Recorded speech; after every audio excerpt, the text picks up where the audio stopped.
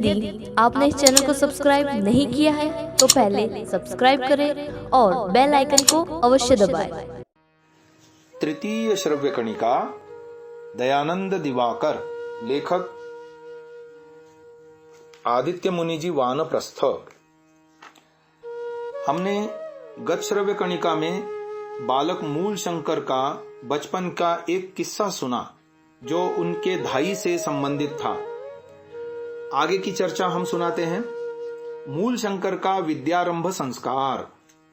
पंचम वर्ष की आयु में अर्थात संवत 1886 गुजराती में बालक मूल शंकर के पिता करशन जी तिवारी ने उनका विद्यारंभ संस्कार किया था।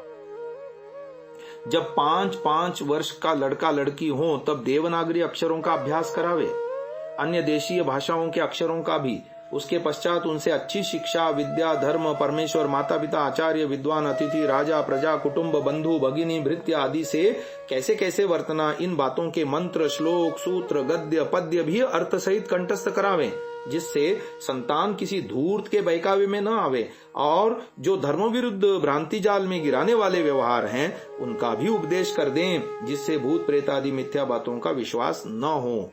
ये स्वयं महर्षि दयानंद जी का लेख है, सत्यार्थ प्रकाश द्वितीय समोल्लास का।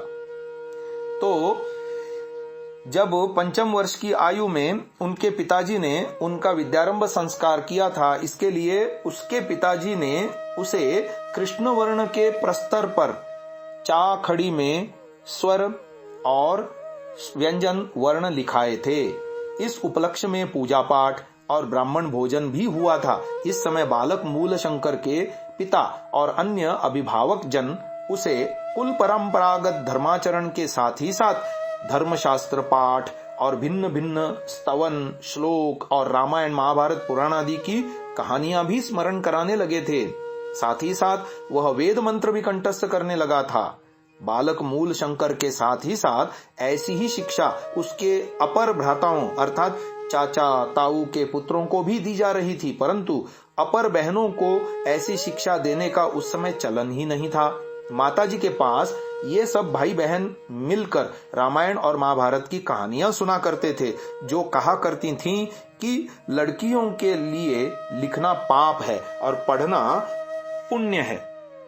इसलिए मूल शंकर की माताजी को भी लिखना नहीं आता था, पर वह पढ़ अवश्य लेती थी। इस रूप में विद्याभ्यास करते हुए बालक मूल शंकर के जीवन के 3 वर्ष बीत गए। जब वह सितंबर 1833 ईस्वी में 8 वर्ष का हो गया था, इस समय तक मूल शंकर के एक छोटे भाई वल्लभ जी का भी गुजराती संवत 1889 में कभी जन्म हो चुका था। मूल शंकर का यज्ञोपवीत संस्कार। अष्टम वर्ष की आयु में अर्थात संवत 1889 गुजराती में बालक मूल शंकर के यज्ञोपवीत संस्कार का प्रबंध हुआ था।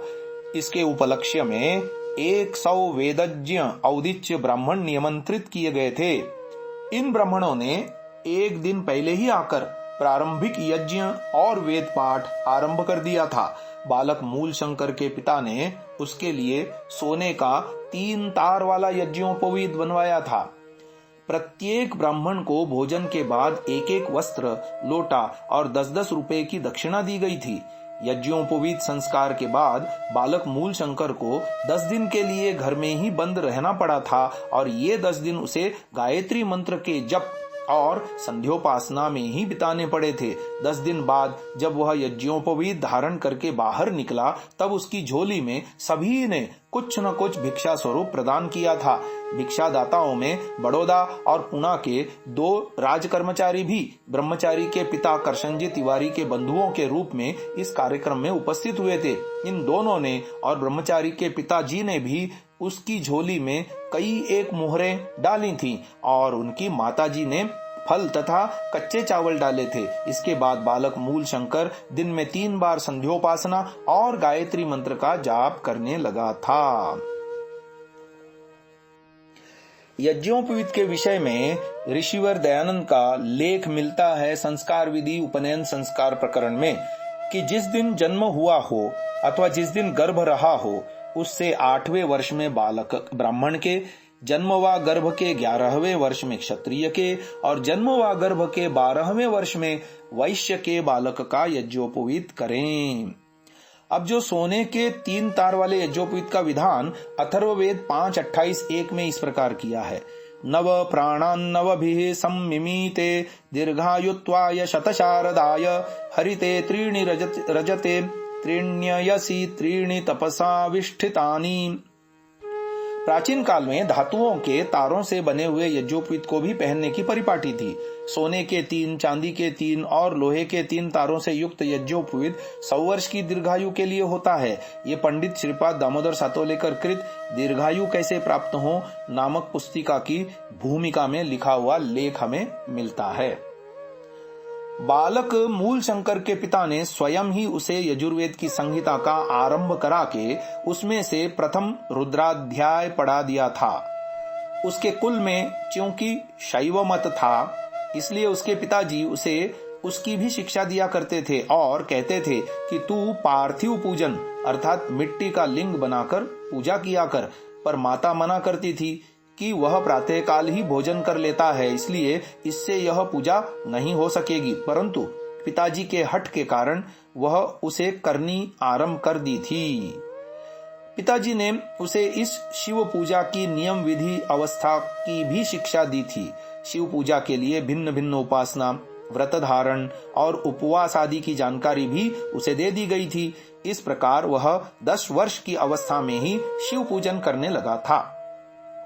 पिता करशन जी तिवारी अपने इस बालक मूल शंकर को कुछ कुछ व्याकरण का विषय और वेदों का पाठ मात्र भी कराया करते थे। इस प्रकार 14वें वर्ष की अवस्था के आरंभ तक अर्थात गुजराती संवत 1894 के अंत तक यजुर्वेद संहिता संपूर्ण और शेष अन्य तीनों वेदों के चयनित अंशों का भी पाठ पूरा हो गया था।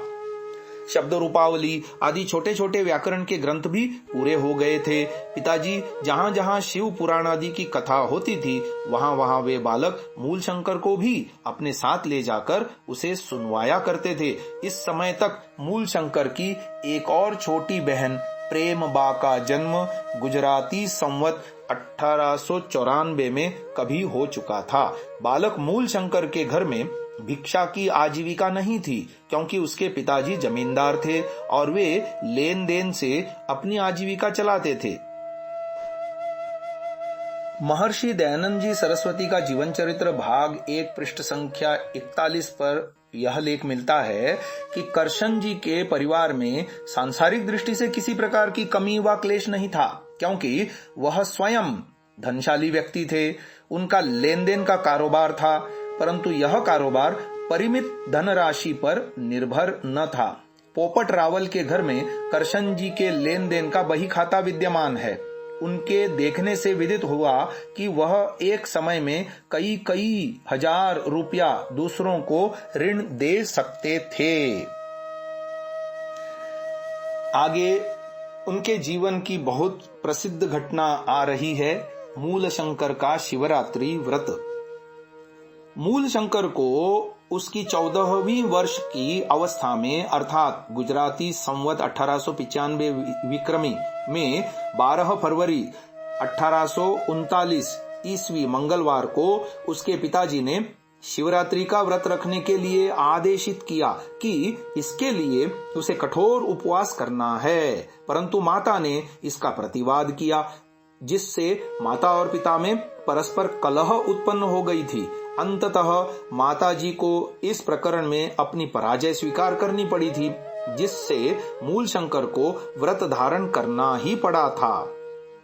इस व्रत के संबंध में अपने पिताजी से पूछने पर उन्होंने मूल शंकर को बताया था कि शिवरात्रि में 4 प्रहर तक जागते हुए 4 बार यानी प्रथम प्रहर में दूध के द्वारा, द्वितीय प्रहर में दधी के द्वारा, तृतीय प्रहर में घृत के द्वारा और चतुर्थ प्रहर में मधु के द्वारा पूजा करने से शिवजी स्वयं आकर दर्शन देंगे।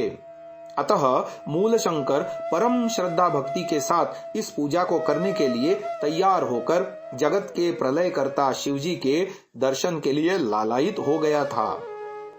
मूल शंकर के पिताजी एक जन्मजात कट्टर शैव ब्राह्मण थे और माताजी जन्मजात एक कट्टर विष्णु भक्त ब्राह्मणी थी। गुजरात प्रांत के महाराष्ट्र के शासनाधीन होने से वहां महाराष्ट्र प्रांत के सर्वप्रधान धर्म शैव मत का व्यापक प्रचार प्रसार था। विठल रामदेव जी ने सारे गुजरात प्रांत में ही सैकड़ों शिव मंदिरों की स्थापना की थी। मूल शंकर के पिताजी ने भी डेमी नदी के किनारे एक ऐसा ही बड़ा शिव मंदिर बनवाया था। आगे की चर्चा हम आने वाले श्रव्य कणिकाओं में करेंगे। इसे यहीं विराम देते हैं। ओम।